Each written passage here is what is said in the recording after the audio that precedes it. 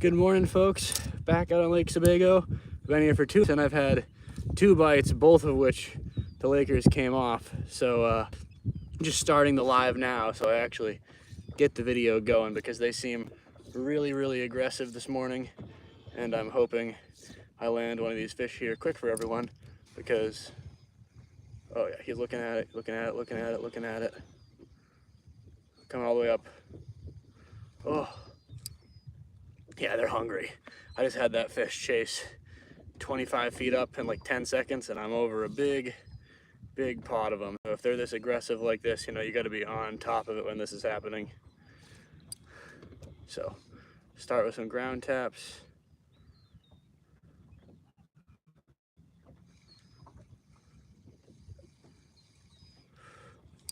Just try to keep them mobile.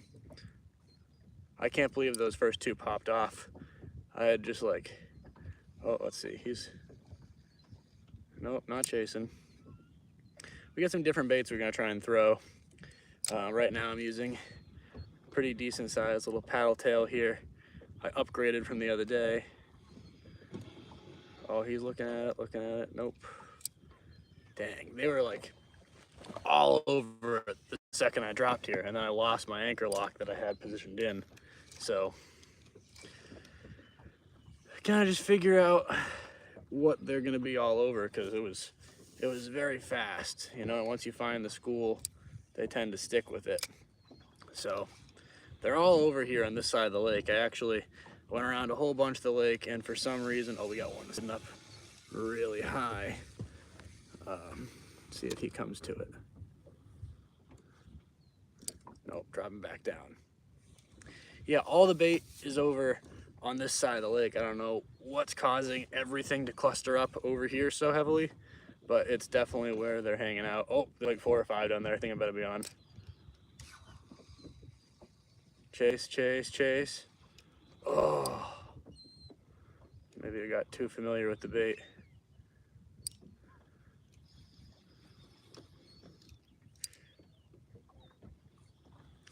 Yep, being picky.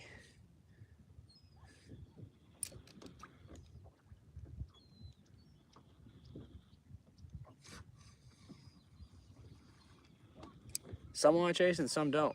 There's like a whole bunch just kind of hanging out just below bottom there, and I just got to keep trying to tap and see if they're gonna hit when I'm just bouncing like this, or if they're gonna be more active. The first 2, they chased it quite a good ways up, and that's what was getting them to bite. But it already seems like they're gonna make me swap baits out on myself here, because first 2 bit so quick. Anything? Oh, he's following it. Come on, come up a little more. Ah, darn. Yeah, sometimes they know better. And they like it in the fall too.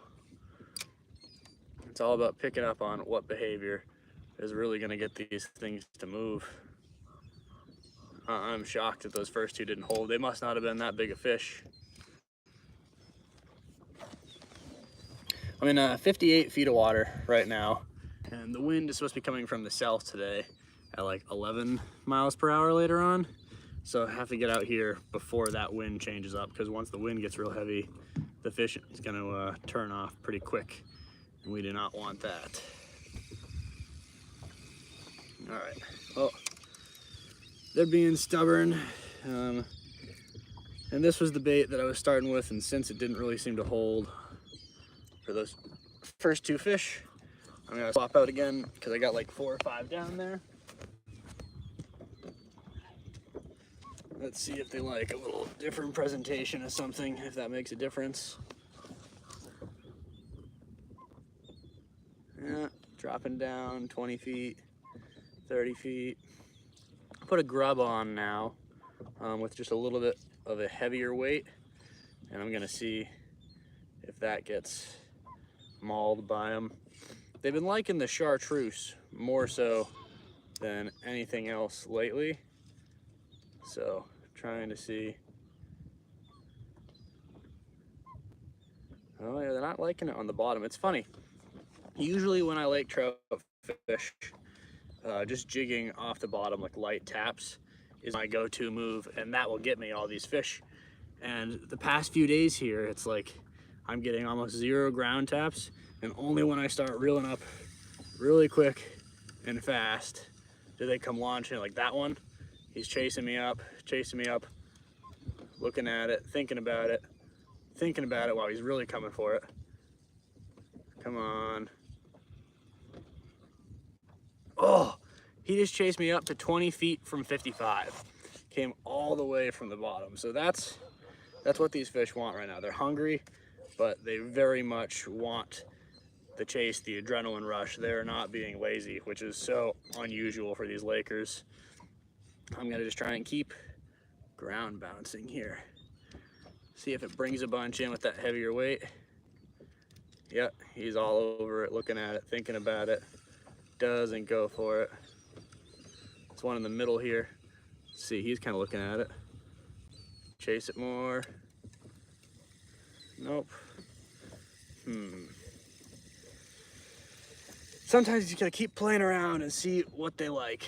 And they're being very, very picky, which is why we have a whole bunch of different rods and reels rigged up, because you don't know, exactly what these things are gonna hit on. This one's a little bit less yellow. I really covered that one in the smelly jelly here. And wow, there's like 1, 2, 3, 4, 5, 6, 7, 8, 9, 10 Lakers just directly below me in 58 feet. So I found the mob of them. I'm gonna just stay here, and one of these is bound to get landed pretty soon, I'm thinking. Keep going down. We gotta sink like 10 more feet. This one's a little bit slower, so maybe they're being too picky about that weight, because, oh, well, nope, he was looking, chasing. See, that one's coming right up to me.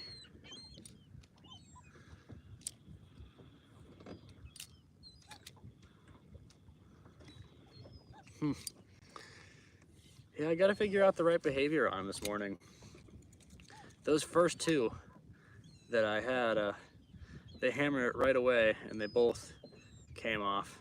So disappointing, but that's what happens when you try to multitask too much, I guess. Let's see, reel up. Oh, he's coming for it, he's coming for it. Oh, he so wants it. Hit it, hit it, hit it, hit it, hit it. Picky fish. Another one, just chase it up 20 feet. It's like they like that slow paddle movement. And it's like, it almost makes you think, trolling would be good. So that's what I was trying yesterday. But the funny thing is, doing that, all these Lakers, they are hugging the bottom. There's almost none in the mid levels. So what I've been kind of having to do is try and like adjust the downrigger balls as I'm trolling with the heading hold. And it's got to be like barely a foot off the bottom to spike the fish's interest even slightly. So it seems more effective. Oh, he's chasing, and he's gone. They're so particular like that. Weird. Yeah, you kind of have to like put it right in their face. And so actually what I've been doing is been catching pretty much salmon. I've gotten 2 pretty decent salmon the past few days here, all above 20 inches, which is a good fish. And it's actually what most of these boats are out here targeting. I mean, there's people all around me. Oh, that one chased up. Come on, hit it, strike. Strike, strike, strike, strike, strike, strike, strike. Oh, a few more on the bottom. Everyone's out here trolling for the most part. They're not out here jigging with the scope, which I don't know if that makes me the one that's gonna have the best luck and I know what I'm doing, or if I'm in the wrong here for trying this way. But it seems like everyone else is just really wanting the salmon. They don't care about the Lakers, whereas I just want to see the Lakers. My dad the other day, he ended up hooking a 30-incher that had to have been right around 15 pounds out here. And so when you see a fish like that actually come onto the boat, it makes you want to be up for these early hours, try and get them. Picking with it. I had the right spot for a little bit. There's one coming from a distance, see if he's gonna zoom in for me or not. Coming, heading in from 10 feet out. Just ground hopping. Oh, he liked the look of that right there. Yeah, he's liking the look of the chase. Thinking about it, thinking about it, thinking about it. This one's catching up to it. Oh, came up from so down low. I really thought this was gonna be the right bait for this morning. I mean, I got those 2 whacks instantly with the bigger hooks too. I specifically went out to 2 Cabela's yesterday trying to get these bigger hooks for myself because I thought, you know, that's gonna be the key so that I don't keep missing these bites, because the problem is these paddle tails are 4 inches long, and most of the jig heads that you use are like 1.5 inches too. Okay, come on, you're all over it. You're all over it. Real, yep. Chase it, chase it, chase it, chase it, chase it. Oh, you gotta be kidding me. I thought they were gonna be hungry this morning. I dropped down those first 2 bites so quick, and now they're just like, they're bullying me, man. I watched that fish again shoot up 20 feet, no problem. Oh, we thought about hitting it on the fall. Maybe we try, they're being weird with these. I could try one of the otter kind of jigs. I thought these were gonna work. Big paddle tails, curly tail, and they seem to be being too picky. So I think we're gonna try and switch things up here, and instead, this is like a type of jigging Rapala basically, but I don't think it's actually Rapala brand, and I just liked it because 1, it's got the nice white coloration on it, but 2, these little wings actually, they kind of glide out so it coasts slowly down. And since they seem to be following my bait on the way down more, I'm hoping that will be enough of a change where as it's coasting down nice and slow, they just grab it on the hover. Yeah, it sinks probably like 1/5 of the speed the other one was going down, which is good. It's gonna take a lot longer to actually get to the bottom. Hoping I can get one for you guys. I thought this was gonna be really quick, which is why I started the stream, but you know, that's fishing for you, that's the thing. Okay, yeah, so it just now got to about 25 feet below me, and it's still slowly going down. The other one would have been there so quick. I see 1, 2, 3 big ones, and the bait is near me too, which is really good because if all that bait is sitting on the bottom, you know, if these fish are hungry, they're active, and really we just have to fool them. You know, that's what fishing is half the time, is making it look as close as possible to the bait that the fish are actually feeding on. And for Lake Sebago, pretty much the entire bait fish that they would be picking on is going to be the alewife or the smelt, which cluster up in these ginormous schools. And I can only imagine how big they actually are, because even just coming out the little cove where I launch my boat, there will be shiners, okay, that are like 9, 10 inches, and that is just absurd for a shiner. So, okay, he checked it out, didn't grab it on the fall, and he's kind of eyeing it, but he's not moving towards it for a direct bite.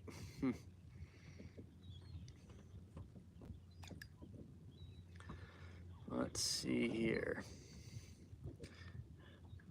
Contemplating if I want to readjust and move again, because the second that I was in that big pod of these fish, they were taking it quick. There's one over to the left and one over to the right. I'm gonna wait momentarily and see if I can get this one to come and kind of be interest. See, slight interest when you reel up, which is not good for this one because it doesn't make that big like thrashing paddle motion. I got one on a tube the other day, so maybe that's gonna be the move here. One of the ones I got the other day when they were being really picky, I threw down these tube jigs. That seemed to work out pretty good. But the first day, I was killing them on these broken paddle tails. They're just UV. Unfortunately, I don't have any of the Winnie Kit paddle tails on me from Bend It Fishing, and you guys should definitely check him out. That is one of the good good lake trout mimics, I find. But I don't know how good it would work here today because they seem to like the bigger baits. I'm shocked by it. Usually with Lakers, I get a lot of them on like 1.5 to 2-inch size baits, and these fish have only been hitting the 4-inch plus size lures, which is scary to think about because that shows how big the bait fish down there they're eating are, you know.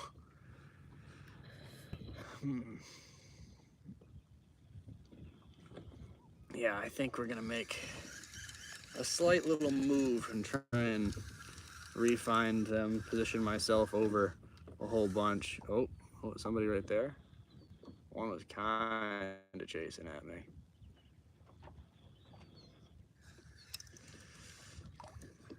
One more quick ground drop with this one. This is the only one that's gotten bites so far. It's the really, really bright neon. Yeah, they're down there, but we're gonna slightly move. See if that can help us out. Trying to just find a spot over in front of the island. It's all good. I don't ever catch fish much. I fish a lot. Oh, we'll get them. Don't you worry.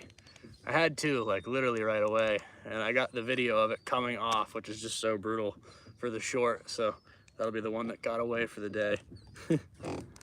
Let's see.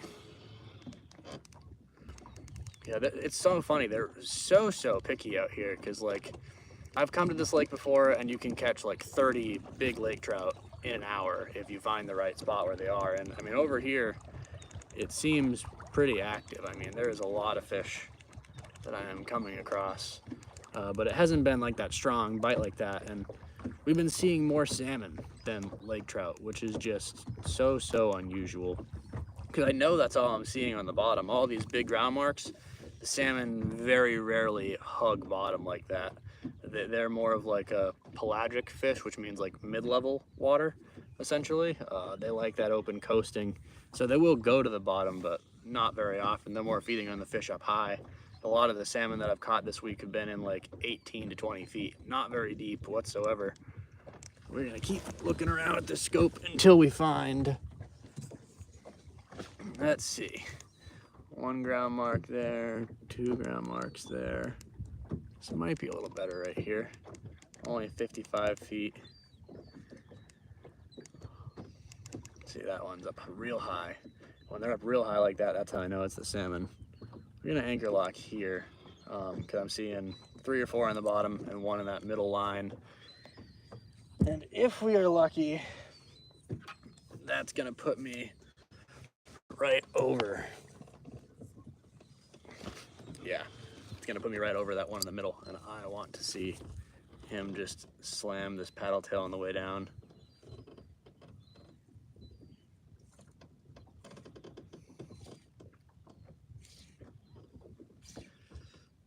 Let's see if my anchor lock,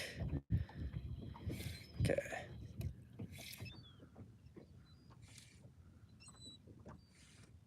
Down. Okay, I got a few checking me out.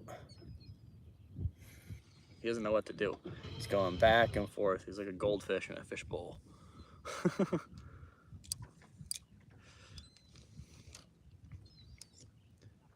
Oh, okay, one's coming in from the far right, and he looks like he wants this. Yeah, reel up slow, he's chasing. Oh, and he went away. He was thinking about it. Okay, so maybe I just follow him to the bottom and just do some slight pokes. Just like that. So for those of you just joining, we're targeting Lakers on Lake Sebago, and there is a lot of good ones down there, so it's just about getting them to bite and then finding the right spot over here. I'm between some islands right now, essentially, and so the salmon all hang out around here. The birds are all over the place. I mean, there's seagulls all up overhead, and we're just trying to find those schools of fish, because you find the big schools that are sitting on the bottom, and then all the other big fish come in and chase on that. Now this one, always kind of thinking about it, but not giving me, nope, not giving me enough. Oh, he liked it on the way down. That one, okay, yeah, like 3, 4 came out of nowhere. He's chasing. Think about another one chasing up. Oh, he has to hit it. Oh, dude, back, forth, hit it. Oh, you gotta be kidding. He went like this on the live scope. So you could see him just eyeing my bait and then choosing to not grab it. And it's funny because I only thought there was like one down there. I know I'm sitting on a better spot because like 4 or 5 of them came out of nowhere. There's a whole bunch on the screen now. I think I can show it. I just don't want to lose my mic, but you can see there, right? That's me jigging, thinking about it, and all those other fish are the Lakers that we're looking at. So we know the fish are down there. It's just a question of whether or not, yep, they like the chase. Oh, those first 2 were so aggressive. So maybe I got to pick up the speed a little bit. You know, I have to have one that's diving in from a distance and then reel up pretty quick for that starting bounce. What do I say? Fishing for walleye? No, that's not walleye. I am in a lake. This is Lake Sebago. Oh, oh, oh, so close. Yeah, chase, chase, chase. We got to get one. At least one good fish for the stream.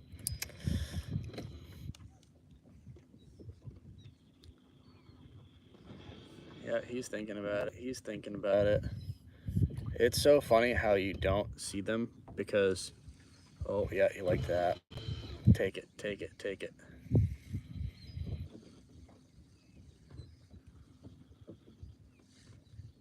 Oh, that one followed me all the way up again. Another 20-foot riser. They're just not committing to it, which is so odd.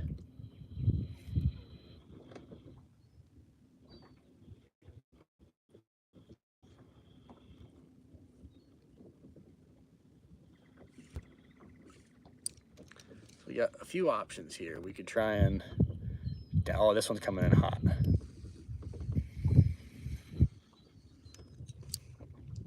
Picky fishies.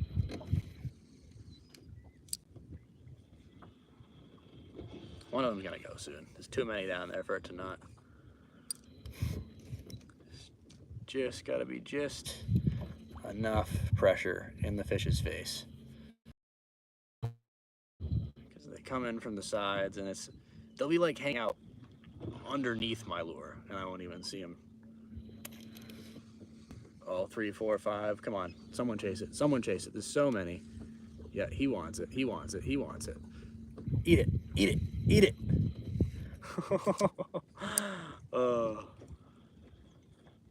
that's funny. I'm just gonna keep dropping back down. I'm all over him here until I find the right bait.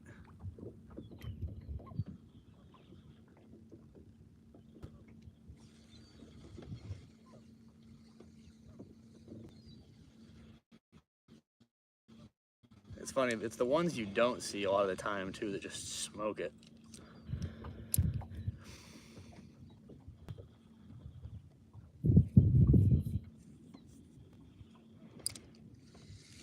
Alright, well, if they're being picky with this,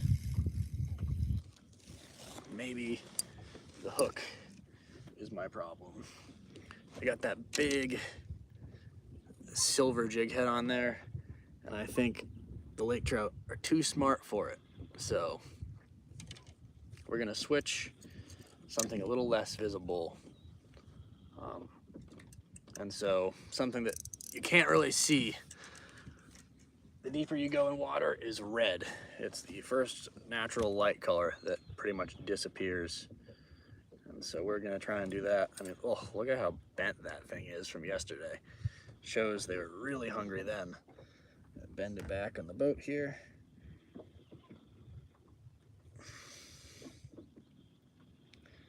And I'm hoping this white and red combination is going to fool them enough. See if that makes the difference.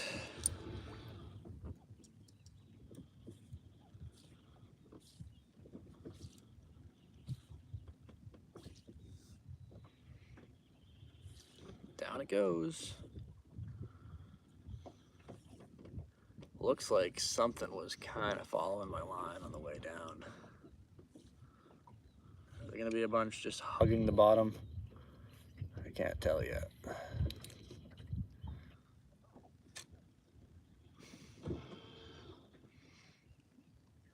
Oh, there's a big ball of bait up high. Whole bunch of bait sitting around 15, 20 feet. And that's what these salmon fishermen around me are definitely targeting. Oh, okay, he was liking the chase. You can't see him sometimes.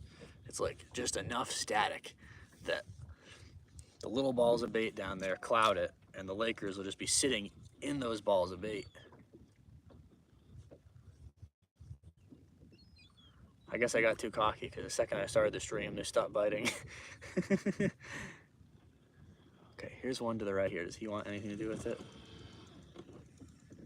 No, he does not. Oh, well, actually, kind of. He was like, once I started reeling up, he came away from the distance and he was taken off first glance.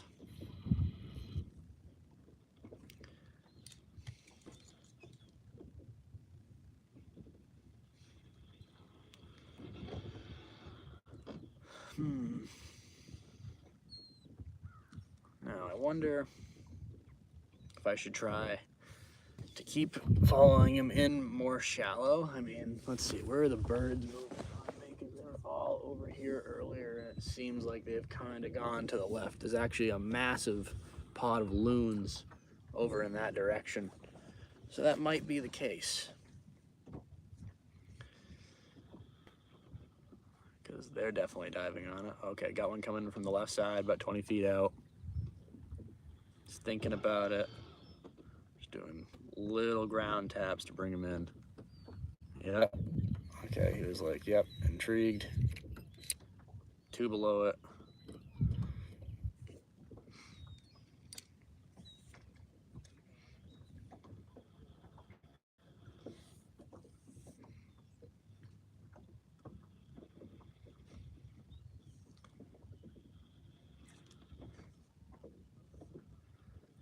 So smart. They just know sometimes. I got a 50-foot radius on this. Let's look around to the right and see what's going on. Bait over in front.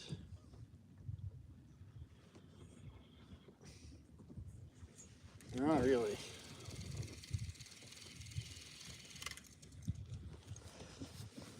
Huh. Alright. I'll take the grub off of this. We're gonna try and put some fragrance in the water. Smelling good's an important part of fishing too. I'm gonna get this, put that back on there.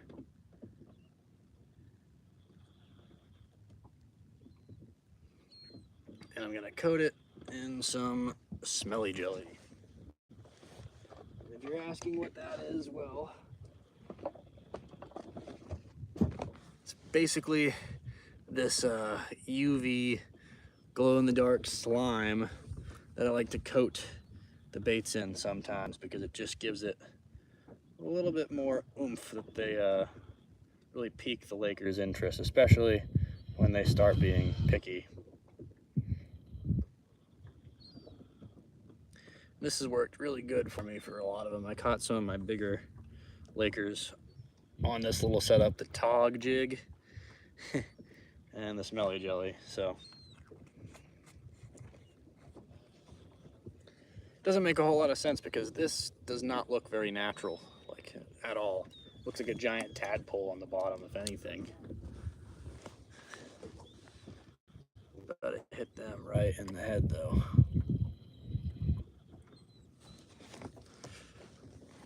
Gotta turn it so I can see the bait. Where'd you go, big fella?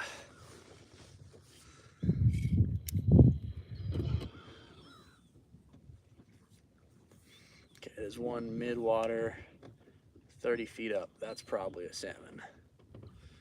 There's two Lakers sitting on the bottom here with me.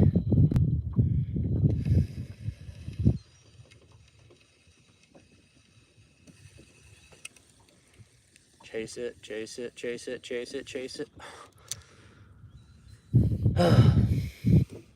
I just can't get him to commit to the bite right now. It is so odd to me that they will follow me that far. You know, it's almost like they're just playing with it. Well, there's another one up really high. I want to try and get to him in time.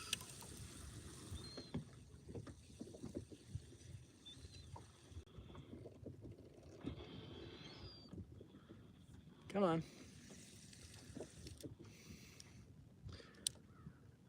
They check it out, but they don't commit to it.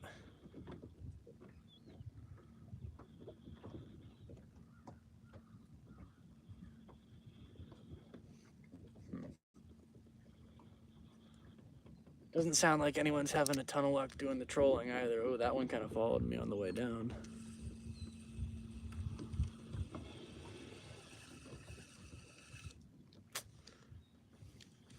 Yeah, we're gonna make another move.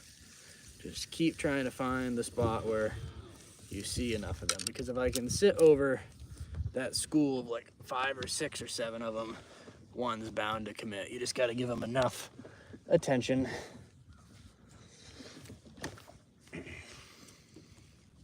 So let's disconnect the anchor lock. Let's head over a little bit shallower. From 54 feet, maybe if I hop up to like, I don't know, 30 feet, that might do the job. There was a section that I was fishing a little more between, like directly, horizontally between the islands the other day. And that's when I was getting them for the other 2 streams. And that was a lot shallower water. But the bait seemed to kind of migrate a little bit deeper out. I'm not seeing enough of them. I mean, once you find the school of alewife, I'll show you guys on the screen. You can't mix match it. Let's see, how many feet down are those Lakers, and are you seeing them on a fish finder? Yes, so I'm using Garmin live scope technology, and basically what that does is it's a live action sonar of what's going on underneath of you. So if I was to jump in the water and swim 10 feet down, it would make a literal outline of me in the water below me, which is pretty neat. So it allows you to see the jigs that you're using and watch them go up and down in the water. So in turn, you can put your bait right in front of the fish. Down to 51 feet of water now. We're moving closer in. There is a nice one feeding on a bait ball right here. I only see the one, but the fact that the bait ball is down there is probably telling me that's just what's in the range. So we're gonna try and anchor lock on him for a second, because even if it is just the one, you can kind of pick at them one at a time too, especially if there's the bait balls, because if there's the bait balls, then they're eating. And as you'll hear me say enough today, half of fishing is just tricking the fish that your bait is the real deal. Okay. Let's see, my anchor lock didn't quite sit where I wanted to, but I think I see the bait. So we'll try and just bring them in. They gotta be close. Oh yeah, he liked the look of that. Hit one right in the head. You gonna chase? No, you're not gonna chase. Went right back into feeding on the bait. There's one right there too. Okay, there's a few in these bait balls.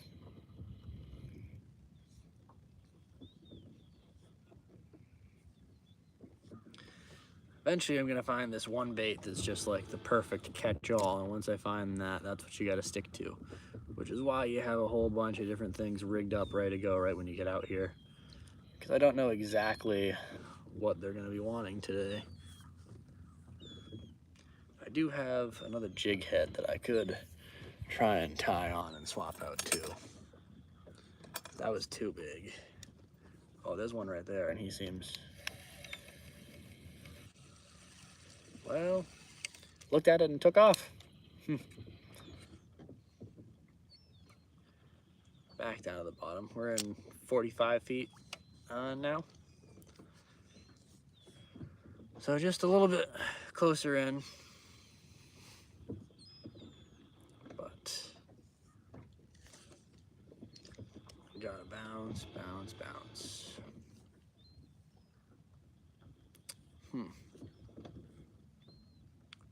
Still relatively calm out here. I'm gonna keep scouring this area and see if I can get a few more to be active, but if the wind does pick up south later, it might be smart. Oh, one up high. Come on, you want it. Nope, completely ignored me. All right, that's not doing it. Oh, that doesn't help me either. Can't have the tail be getting stuck, but let's try, I'm gonna go back with this one again.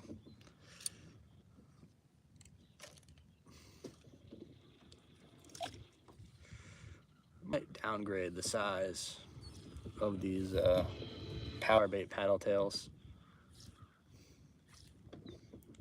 I wish I could upgrade it though. Honestly, like I want like a 6 or like a 7-inch bait right now. I know that seems massive for freshwater, but if you guys get to see the size of one of these Lakers, you understand.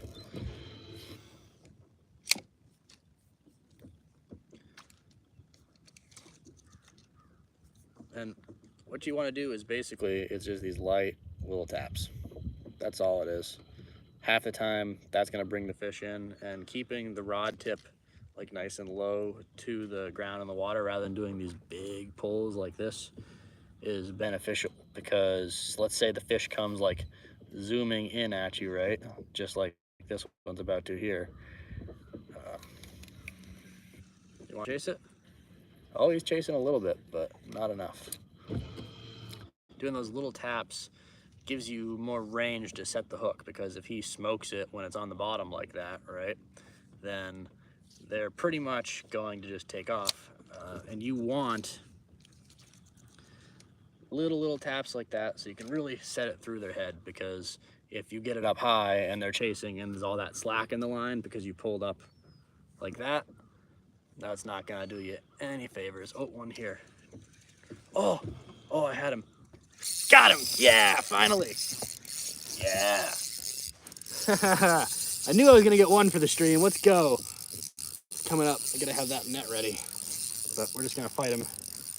Coming in quick.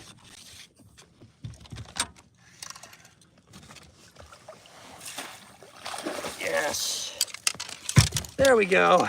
Oh, that was hard fought after. It's just a little one, but finally it's like, it's the only thing they've been liking today. See, it's bigger baits.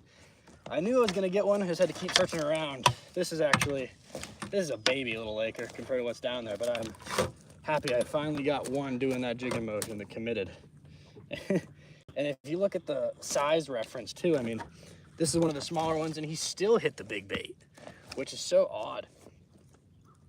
I mean, it's funny how so many times you go fishing, this is probably pretty relatable for anyone that does fish a lot. Like, you'll go out, you'll be on the water, and you'll realize you're throwing these giant baits, right? You always catch the littlest fish on them.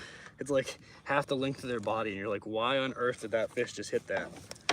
All right, let's calm you down here, buddy. I'm actually gonna start the live well for a sec, because it's the easiest way to kind of get them back and kicking lively before you let them go. Especially when they're acting like this. Right in the top of his jaw.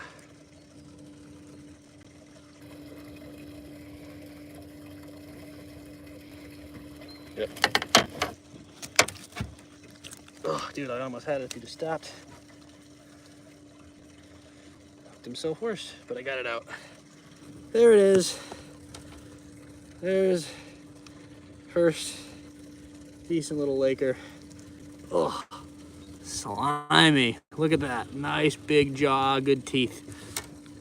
All right, they're down there, and here's the bait ball that I was talking about. Let's try and get some stuff out of the way so I can flip that and show you guys.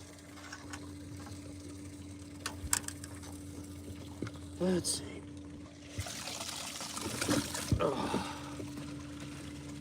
Oh, nice and slime. Lakers always produce that thick mucus.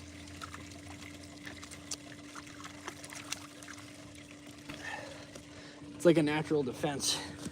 Basically helps them slime away. Now let's see. That's what I was talking about for the bait. You see that ginormous ball sitting like 20 feet down right there like that? Yeah. Oh, Emerson Graham. What's going on? This is Lake Sebago up in Maine. And we just got the first one in the boat on this super dyed neon Berkeley paddle tail. And there's a good laker sitting below this bait ball too. So hopefully I can put it in their face. Now, a really funny and kind of odd regulation about fishing at Sebago, believe it or not, is for lakers that are actually like medium size, right? I think if it's 19 to 25 inches, right, they actually want you to keep like almost all those fish because they're super overpopulated in this lake. And so in turn, they want the salmon fishery to bounce back and get stronger. And the only way that they can really do that, oh, we get another chaser. He's looking, coming up, coming up, coming up. Drop back down. Had 3 of them think about it for a sec.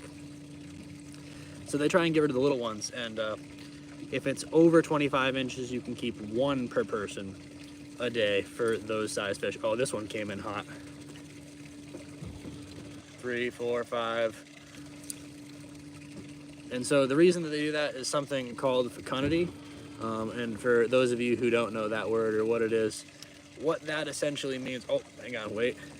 Hit it, hit it, hit it. Oh, I thought I was gonna get on. We're in the school right now, guys. This is good. There's like 5, 6, 7 of them back down there. Right what I wanted. What fecundity means is that the bigger fish, right, will tend to produce more viable large offspring in their eggs. So if you get a lake trout that's like 30 inches compared to 20 inches, the actual size difference in those eggs is pretty dramatic. And so you'll get more bigger viable offspring from the get-go. And so that's why they just try to target that middle range group, because it takes out a majority of the fish that are, one, canceling out the trophy fish that you would get in the lake. Oh, he's coming zooming up for it.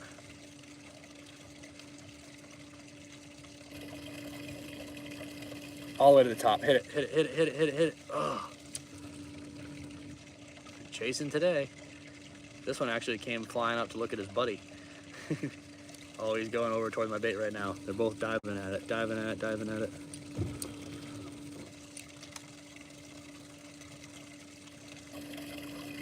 They're active. This is exactly what I've been waiting for. Yeah, he's coming in so hot from far too.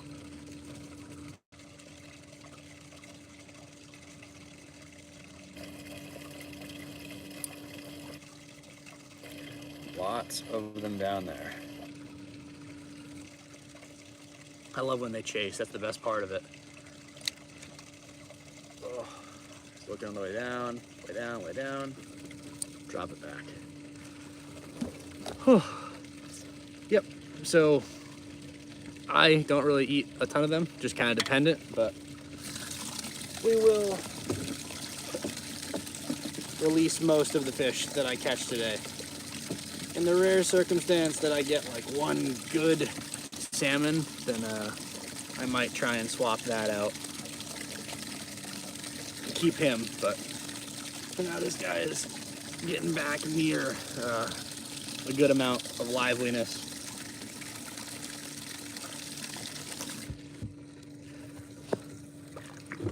He's getting there. I'll give him like another minute or 2 in there and he'll come back nice and strong, and then we'll let him go.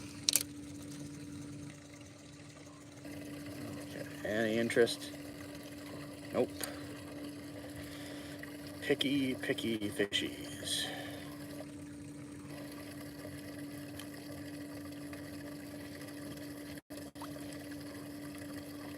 In a good spot right now, though, at least.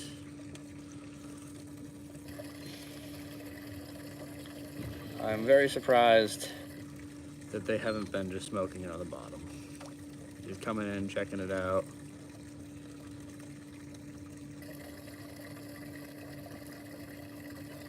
thought about it, looked at it, and didn't hit. He's actually turning back around.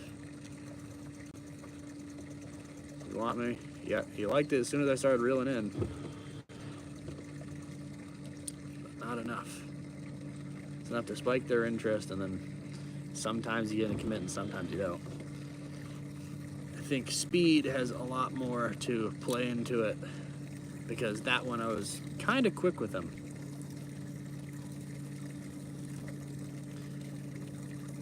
I think a good way to kind of like demonstrate what I'm trying to do here is, let's say that these fish, for example, let's say it's like I'm dealing with a bluegill, right? And you're trying to catch a bass on like a bluegill or like a, oh, he chased it heavily. Come back, come back, come back. Right? Let's say that we're trying to get a bass teat. When you hook that bluegill, that thing like slowly starts freaking out, right? And as that panic comes into play a lot, which it tends to do, that's when the bass come in out of nowhere and absolutely crush it. So the Lakers are really no different, right? You gotta pique their interest by getting a little bit of movement, and then once it actually starts going crazy, you have to make the thing freak out so that it thinks it's a fish in high distress.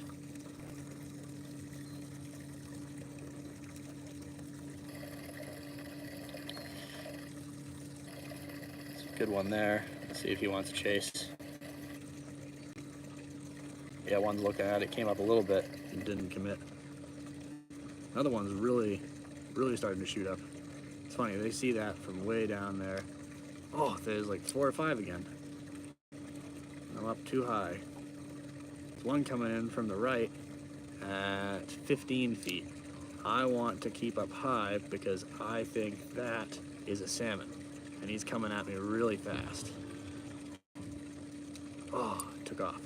Thought I was gonna get him. That one was way more committed than the other fish were looking.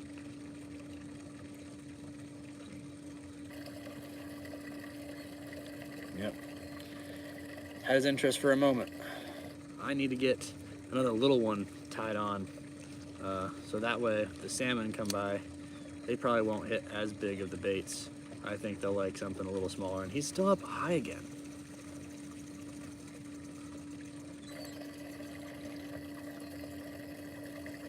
Try and do some taps mid-range, see if he sees that. Oh yeah, he sees it, he sees it.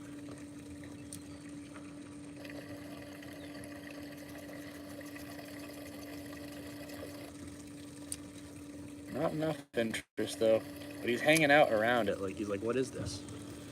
Salmon is just eyeing it and won't commit. All right, we're gonna drop back down.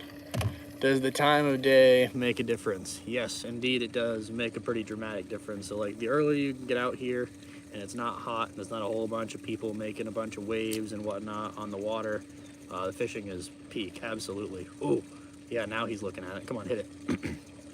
Oh, you know, the Lakers like it a little bit cooler. In fact, all the salmonids do. So rainbow trout, brown trout, salmon, you name it, all those types of fish. Oh, going back up high with it. Oh, he darted at it and missed it. They all like that colder water. So the fall is the best time to fish. And it's also their spawning season, so it makes things pretty interesting because you can get all these fish that hang out in 100 feet of water plenty of the time, right? Oh, hit it, hit it, hit it. And now all of a sudden these fish are in 15 feet or less. Like I'll catch lake trout in the fall sometimes in like 4 to 5 feet of water, which is, you know, practically unheard of.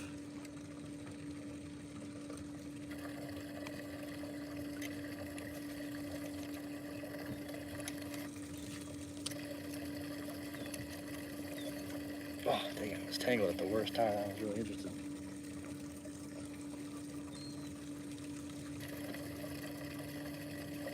I really thought that one was gonna hit it. Wow. 2 or 3 of them checking it out like crazy. Are you just putting them in the oxygenated water before you release them? Yes, indeed we are. Yep.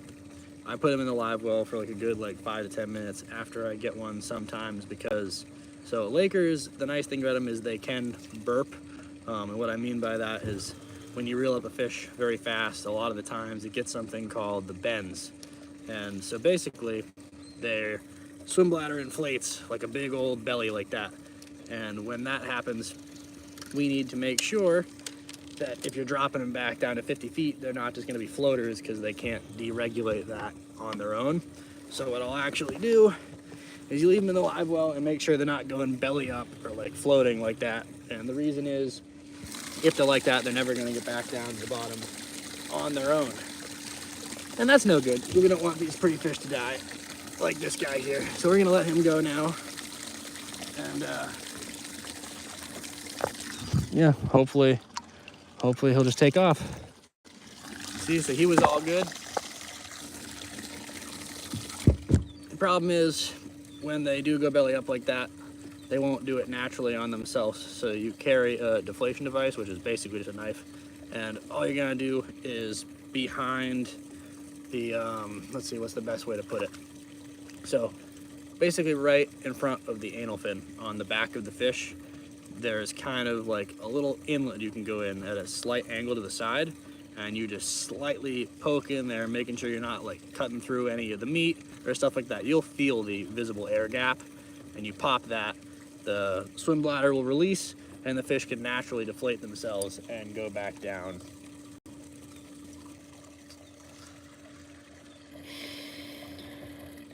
All right, let's see. I still think there's some down here.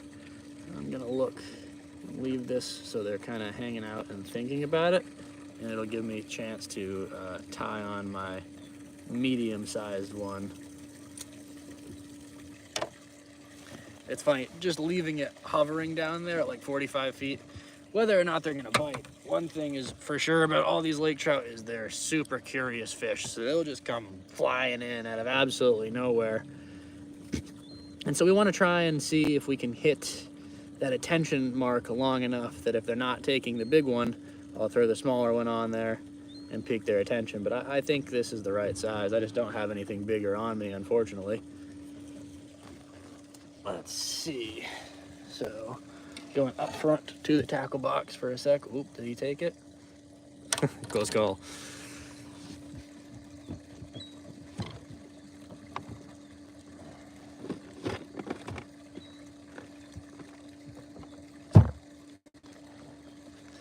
Let's see what's in my goodie box here of jigs. This is what I was looking for, basically. And I'm just gonna try and make something really, really... Oh, is he checking it out? Yeah, see, it brings some attention in. Oh, I really thought that one was gonna bite. Came all the way up with it, back down. So, this little concoction that we got going here is, how do I put it? Oh, okay, is he gonna take me from the bottom there? No, well, I'm not paying attention. It's when they do it. I swear, it's like I said, just leaving it down there. There's like 6 or 7 now hanging around my bait again. So funny. It's like they can tell that you're on the other end of the line and when you're not, I swear.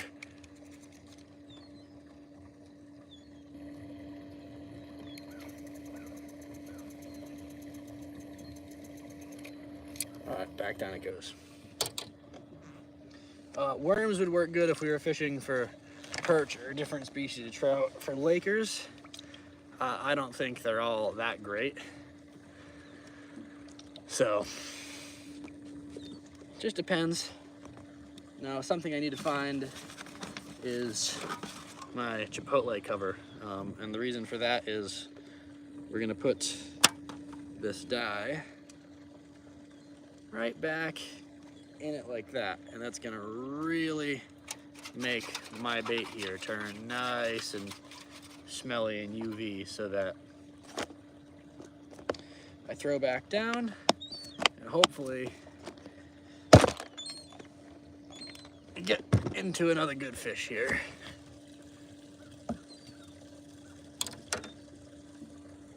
Well, in the meantime,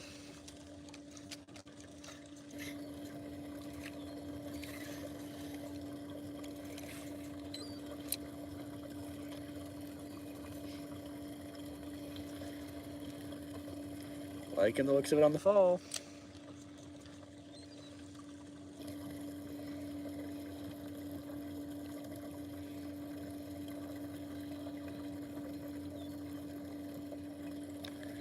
Hanging out by me, but won't eat it. All right, back up it comes. See if I leave that mid-water, if it brings any of the salmon in. It gives me time to kind of, yep, oh, look at that. See, sure enough, I swear, that's all fishing is sometimes, just leaving something for it to look at. This guy was chasing, and that was a salmon up high for sure. 20 feet. Okay.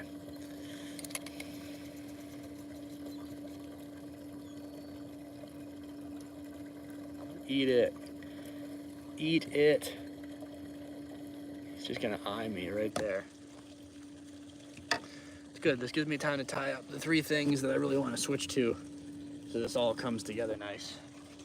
So we're gonna pour the rest of that like dye back into it, and we're gonna set up 3 different things. So what we're gonna do is we're gonna set up the mini paddle tail on this one, so I can swap out if they want the difference in the size. We're gonna leave the big one on because that's consistently getting the Lakers, and I'm gonna throw one of the small white tube jigs.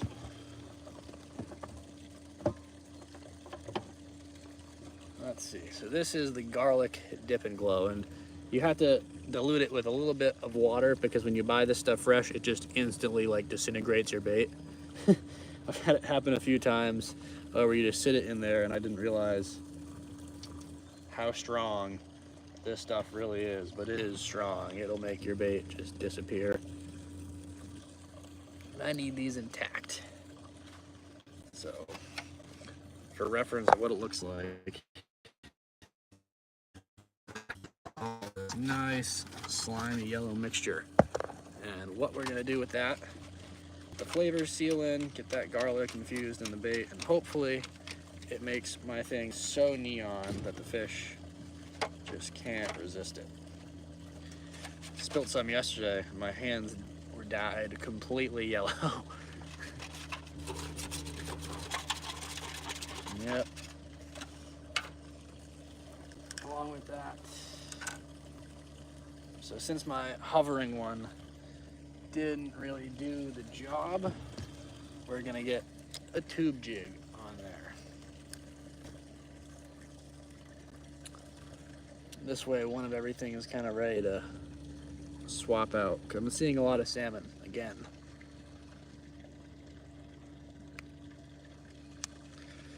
No better pliers. All right. Do I have a tube right here in my goodie box? Yep, I do.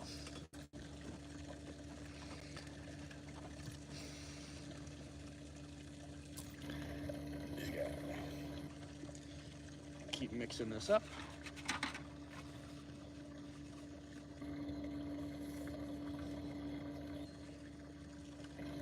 Really need that to stain good.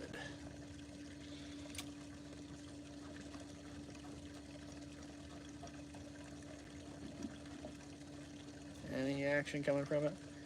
Just kind of thought about it.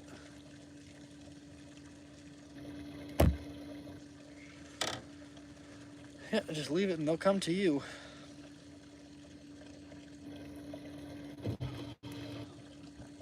Quick little knot lesson, I guess, while I'm here.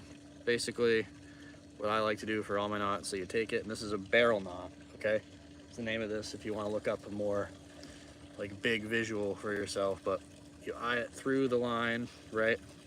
And so take one piece of the line like that, and see how I kind of made like a nice little circle by wrapping it around the line. You're gonna do that 3 times. So you're just making a circle and holding it with your finger like this. There's 2, and then 3 loops around. We use this for all big ocean grouper fishing. All the Goliaths, pompano, stuff that I've caught like that, I just use that one little trick.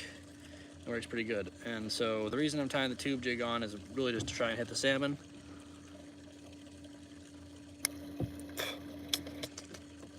Because I have been seeing stuff sitting higher up too.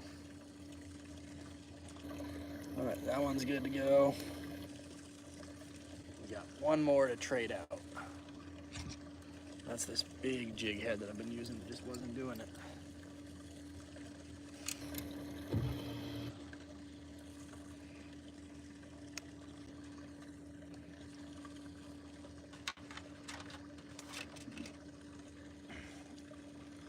Now this thing died a little more neon like that, and so I'm hoping that it's enough to get these fish excited. It's actually so nice and calm out here. The forecast on the Windy app has not been accurate the past 2 days. It was telling me it was gonna be pretty bad today. But I think it's gonna be another nice, really flat, calm day out here. I'm hoping so, at least. The ocean's a completely different story. Back in Wells right now, the waves are crashing all over the sides of the jetties and even just like oceanfront properties. The road was covered in the seaweed on the way out this morning with waves crashing over the side. So,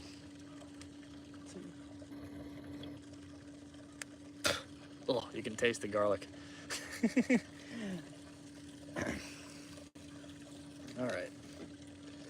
Now we got these ones rigged up and ready to go. And we'll just swap out as the time comes.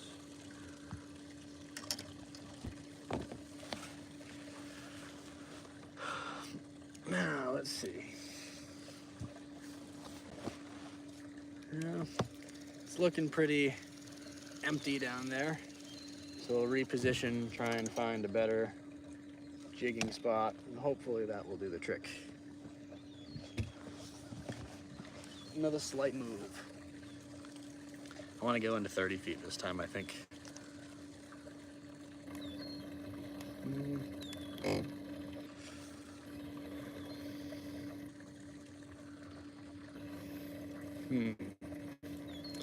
All right.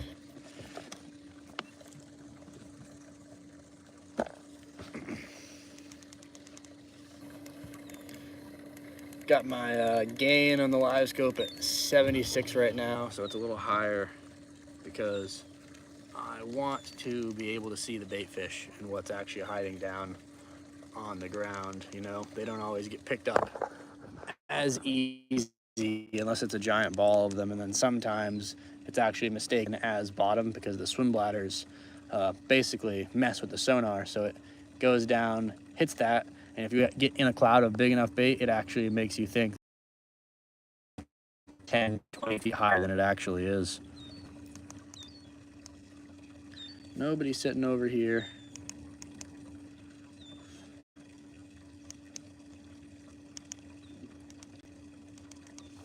Oh, did I disconnect from my thing up front?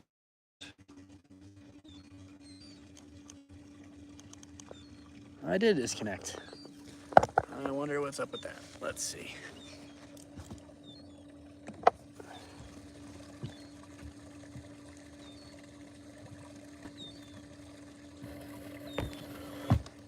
There we go.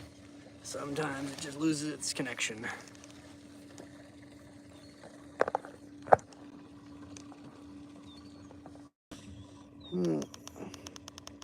Alrighty. Keep coasting along over here. There's a lot of boats out today, guys, too. I'm surprised. We got people all around me trolling, so